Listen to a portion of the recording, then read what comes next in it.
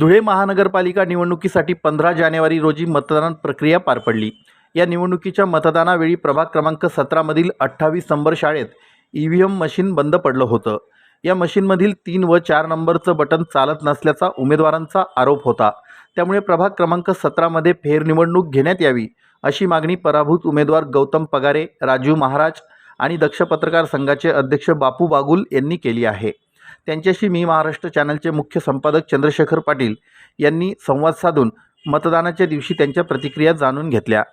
नमस्कार, मी चंद्रशेखर पाटील। मी महाराष्ट्र चॅनलमध्ये मी आपलं सगळ्यांचं स्वागत करतो।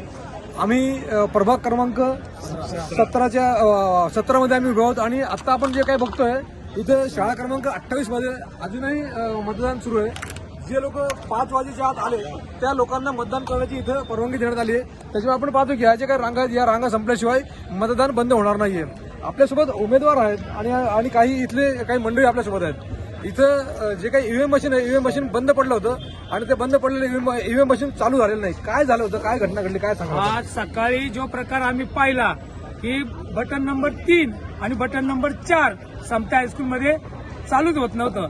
तर त्यानंतर आम्ही त्यांना सांगितलं की का, मग त्यांनी काय कोणता प्रे मारला, काही केलं, मग ते चालू झालं। आम्ही त्याच्यावर काही ऑब्जेक्शन घेतलं नाही, जाऊ द्या भाऊ, चालू होत असतं मशिनरीच्या खराबी, साहेबांचं काय अडचण नाही। इथं काय झालं? इथं आता ह्या ठिकाणी सुद्धा 5 नंबरचं बटन म्हणजे 1 नंबरचं दाबलं जात होतं, पण 5 नंबरचं दाबलंच जात नव्हतं। आता आम्हाला मतदार सांगायला लागले की बुवा असा प्रकार, ते बाकीच्यांनी सांगितला। त्यानंतर आम्ही इथं आलो, मग गौतम दादाला आम्ही म्हटलो, गौतम दादा तुझं बटन चालू नाहीये, आमचे विरोधक आहे, पण तरी सुद्धा आम्ही एकमेकाला बाबासाहेबाच्या घटनेचा हा आदर आहे का अनादर आहे? अशा बंद पडलेल्या मशिनरी तुम्ही पाठवून काय करताय? सामान्य नागरिकांचा विश्वासघात होतोय। आम्ही कशी उमेदवारी करतोय आमच्या आत्म्याला माहिती। आता मागं माणसं पळवायचे लोक आले होते, आम्हाला पळवून घेऊन जाण्याचा प्रयत्न केला, पण आम्ही हिंमत करून लढलो आणि इथपर्यंत आलो। आता गौतम दादा सांगतील बाकीचा काही विषय। हे पण उमेदवार आहेत, यांनी देखील उमेदवारी केली आहे। आपण पाहतोय की मागे देखील खूप मोठा मॉब आहे, मतदान सुरू आहे। इथे मोठा पोलीस फौज फाटा आहे सगळा, की इथं कुठेही आपण जे काय म्हणतोय गालबोट लागू नये, कुठेही अनुचित प्रकार घडू नये, त्यामुळे प्रशासन इथे सज्ज आहे। कुठल्याही प्रकारामध्ये जेही काही झालं असेल त्याची शंकेचं निरसन केलं जाईल आणि काय म्हणणं असेल उमेदवारांचं असेल, मतदारांचं असेल, ते ऐकलं जाईल। अशा प्रकारची भूमिका प्रशासनाची आहे। आपण काय सांगाल, काय झालं नक्की? सकाळपासून मतदारांची संख्या थोडीशी 11 वाजेपर्यंत थंडवलेली होती आणि 11 नंतरची परिस्थिती अशी वाढली की मतदारांची संख्या वाढलेली होती आणि आम्ही मतदारांच्या संख्येमुळे बाहेर त्यांचे सातवन करत होतो की बा आम्हाला एक मतदान करा असं। पण आमचे मतदार जेव्हा मध्ये आले 4 नंबर बूथला, 2 नंबर बूथला आणि 1 नंबर बूथला, की मला बाहेर सांगू लागले की बा बटन दाबल्यानंतर कुठल्याही प्रकारचा आवाज येत नाही। 2 नंबर खोलीमध्ये डायरेक्ट मशीनच बंद पडलेलं आहे। तेव्हा मी लगेच तिथून निघालो आणि 2 नंबर मशीनमध्ये गेलो, बूथ याच्यात गेलो आणि मशीन पाहिलं तर बंद होतं। तिथं बंद असताना माझा एक प्रतिनिधी तो व्हिडिओ करायला सुरुवात झाली। तिथला झोनल अधिकारीने त्याला एक हात उगारून मारण्याचा प्रयत्न केला। तदनंतर तिथं तो विषय थोडासा थांबवण्यात आला, मशीन चालू करण्यात आली। तदनंतर परत 1 नंबर रूमला पूर्ण मशीनच डायरेक्ट बंद होतं। त्याच्यात 1 नंबरचं बटन दाबून 4 नंबरच्या बटनला दाबल्यानंतर कुठलीही प्रक्रिया देत नव्हते। मला असं वाटतं की इथे भ्रष्टाचार झालेला आहे आणि या भ्रष्टाचारामध्ये मला असं वाटतं की माझा विनर तिथं होणार नाही। बाकीचे उमेदवार लोकांच्या सेवेसाठी इतक्या दिवसापासून झटत असतात। लोक आम्हाला उमेदवारी करायला लावतात, उमेदवारी त्यांच्या माध्यमातून आम्ही करतो, पण इथं आल्यानंतर एक वेगळाच भ्रष्टाचार आम्हाला समोर आलेला आहे। याच्या पुढे आम्हाला न्याय पाहिजे आणि ही उमेदवारी इथं आम्हाला वाटते की कॅन्सल करून नवीन निवडणूक झाली पाहिजे अशी मी प्रशासनाला एक विनंती करतो। काय सांगाल? आपण देखील इथे होतात आणि काय आपल्या निदर्शनात आलं, काय आपण कुठल्या याला आवडत या ठिकाणी प्रभाग क्रमांक 17 मधून गौतम मधुकर पगारे हे या ठिकाणी उमेदवारी करीत आहे। त्यांचा प्रचार या ठिकाणी प्रसार मी आमचे मित्र असल्यामुळे मी करत होतो। आम्ही ज्यावेळेस मध्ये गेल्यानंतर ज्यावेळेस वोटिंग किती झालेली आहे याचा आकडा आम्ही ज्यावेळेस बघितला तर त्याच वेळेस त्या ठिकाणी आम्हाला आमचा जो काही प्रोसिडिंग पोलिंग एजंट होता त्या एजंटने आम्हाला सांगितलं आणि तिथल्या काही लोकांनी आम्हाला सांगितलं की ह्या ठिकाणी गौतम भाऊचं जे काही बटन आहे ते बटनच त्या ठिकाणी दाबले जात नाही। म्हणजे त्याच्यानंतर आम्ही तिथले जे काही अधिकारी त्या अधिकाऱ्यांना सांगितलं की हा प्रकार काय आहे, परंतु त्या अधिकाऱ्यांनी वेगवेगळ्या पद्धतीने ते आम्हाला प्रश्नार्थक उत्तरं केली आणि तिथून आम्हाला हाकलून देण्याचा प्रयत्न केला. परंतु आम्ही त्या ठिकाणी सांगितलं की आम्हाला न्याय पाहिजे, म्हणून त्या ठिकाणी संबंधित जे काही अधिकारी त्या अधिकाऱ्यांना बोलवलं, पोलीस प्रशासनाला या ठिकाणी बोलवलं आहे. याच्यामध्ये महत्त्वाचा मुद्दा असा आहे की संपूर्ण महाराष्ट्रामध्ये ही 7 वर्षानंतर निवडणूक लागलेली आहे. तर 7 वर्षानंतर निवडणूक लागल्यानंतर त्या ठिकाणी निवडणूक ही पारदर्शक पद्धतीने झाली पाहिजे. मला या ठिकाणी जे काही निवडणूक निर्णय अधिकारी असतील किंवा त्यांचे वरिष्ठ अधिकारी असतील यांना जे काही मशिनी दिल्या गेलेल्या आहेत त्या मशिनी चेक करून दिल्या गेल्या नाहीत का, हा या ठिकाणी महत्त्वाचा प्रश्न येतो. त्याच पद्धतीने या ठिकाणी जिल्हाधिकारी जे असतात त्यांच्या अंतर्गत ही संपूर्ण निवडणूक प्रक्रिया ही पार पाडली जाते. मग त्यावेळेस या ठिकाणी जे काही मशिनी होते ते चेक केल्या गेले नाहीत का, हा दुसरा प्रश्न आहे. आणि तिसरा सगळ्यात महत्त्वाचा प्रश्न असा आहे की ज्या ज्या ठिकाणी ही निवडणूक प्रक्रिया पार पाडली जाते तर त्या ठिकाणी सकाळी मॉक कॉल घेतला जातो. मॉक कॉल घेतल्यानंतर मग त्या ठिकाणी बटन चालू होतं का नव्हतं या ठिकाणी संबंधित अधिकाऱ्यांना ते कळलं नाही का. जर कळलं असतं तर यांनी संबंधितांना त्या ठिकाणी सांगितलं असतं. परंतु 11 वाजेनंतर ज्यावेळेस मतदारांनी सांगितलं तेव्हा या ठिकाणची जी काही परिस्थिती ती बाहेर आली.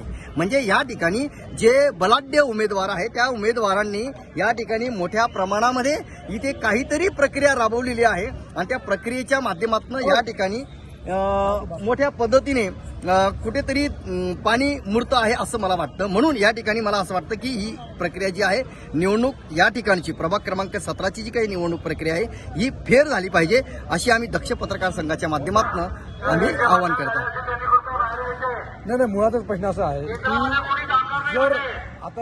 जर मशीनमध्ये फॉल्ट असेल आणि जर तुम्ही जो अनुक्रमांक सांगता त्या अनुक्रमांकाला जर मतदानच झालं नसेल तर त्याच्यावर तुम्ही नंतर काय ऍक्शन घेणार? जर गौतम मधुकर पगारे प्रभाग क्रमांक 17 मधून जे काही निवडणूक लढवणार आहे जर त्यांना जर मतदानच जर पडलं नाही तर आम्ही वरिष्ठ लेव्हलवर तक्रार करून त्याच पद्धतीने रीड याचिका दाखल करून कायद्याच्या माध्यमातून आम्ही न्याय मिळवण्याचा प्रयत्न करू. आणि समजा इन केस आम्हाला न्याय नाही मिळाला तर आम्ही आमरण उपोषण करून या ठिकाणी न्याय मिळण्याची आम्ही सरकारकडे मागणी करू. आता आपल्या चर्चे दरम्यान असं लक्षात आलंय की तुमचा जो काही अनुक्रमांक होता, तुमचं जे काही बटन होतं त्या बटन दाबल्यानंतर त्याच्यात आवाजच येत नव्हता. अशा प्रकारची तुमच्याकडे तक्रार आली. ती तक्रार आल्यानंतर तुम्ही तिकडे गेलात आणि तुम्ही शहनिशा केली त्याची. तुम्ही शहनिशा ज्यावेळेला केली त्यावेळेला कशा पद्धतीने तुम्ही ती शहनिशा केली? मतदार तिथं उभा होता. मतदार जागेवर असताना मतदारांनी तिथे अधिकाऱ्यांच्या समोर 3 वेळेस बटन दाबले तरी ते बटन दाबले गेले नाही.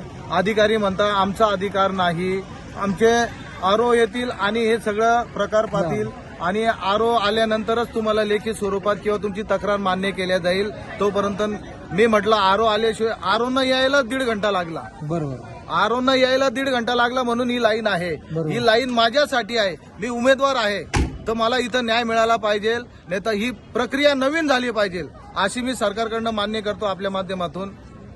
नाही, आता तुम्ही म्हणता की अनुक्रमांकाला दाबल्यानंतर त्याच्यात आवाज येत नव्हता.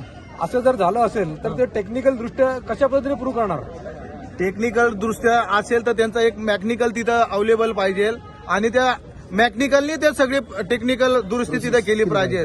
पण अधिकारीच म्हणतात की आमच्या हातातली प्रोसिजर नाही, आरओ आल्यानंतरच पुढची प्रोसिजर होईल. मग पूर्ण धुळे जिल्ह्यामध्ये जी प्रक्रिया चालली ही सगळी अशी आडमधोडम चाललेली आहे. सगळ्या जुन्या मशिनरी लावून सेटिंग झालेला हा विषय आम्हाला आता लक्षात येतोय. जनतेने पण हे लक्षात घ्यावं की अशा प्रकारे निवडणूक होती आहे म्हणून कुठेतरी आमच्यावर अन्याय झालेला आहे. आणि सगळी जनता आमच्या पाठीशी आणि जनताच सांगते आहे की आम्ही लाईनीत उभे आहे.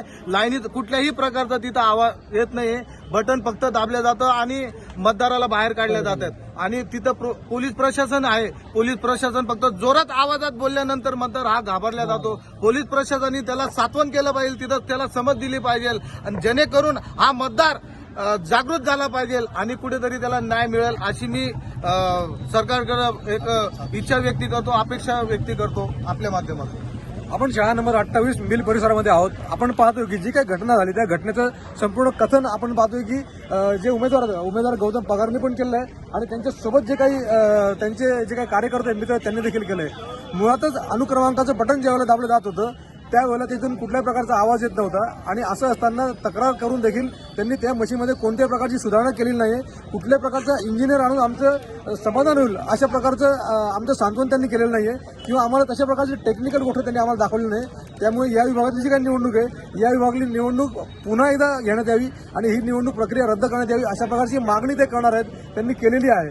मुळातच मी असं म्हणेल की संपूर्ण आपल्या महाराष्ट्रामध्ये जे काही एक निवडणुकीचं चित्र आहे ते अतिशय विदारक चित्र असं निर्माण झालेलं आहे. आपण पाहतोय की मीडियाच्या माध्यमातून दिवसभर पैशांचा ओघ, पैसे पकडले, पैसे सापडले, पैसे फेकले अशा प्रकारच्या बातम्या येत आहेत. आणि आता तर ईव्हीएम मशीन देखील कुठेतरी सेटिंग केलं आहे अशा प्रकारचा आरोप आता उमेदवारांनीच खुद्द केला आहे. त्यामुळे मी पुन्हा एकदा सांगेल प्रशासनाला आणि पोलिसांना की ह्या जे काही प्रक्रिया आहेत, हे जे काही हे ईव्हीएम मशीन खराब झालंय किंवा नादुरुस्त झालंय, जे बटन दाबलं गेलं त्याच्यावरती मतदान जे झालं नाही त्या मतदानाचं तुम्ही काय करणार हा एक सगळ्यात मोठा प्रश्न आहे. आणि तो प्रश्न तुम्हाला सोडवावा लागेल अशा प्रकारची मागणी या विभागातील जे काही उमेदवार आहेत उमेदवारांनी देखील केली आहे आणि त्यांच्याकडे इथल्या मतदारांनी देखील केली आहे. पुन्हा आपण भेटणार आहोत मी महाराष्ट्र चॅनलच्या माध्यमातून. तोपर्यंत पाहत राहा फक्त मी महाराष्ट्र चॅनल. मी महाराष्ट्र न्यूज चॅनलच्या बातमीपत्रास लाईक, शेअर, सबस्क्राईब करा. सोबतच बेल आयकॉन प्रेस करायला विसरू नका. पाहत राहा मी महाराष्ट्र चॅनल.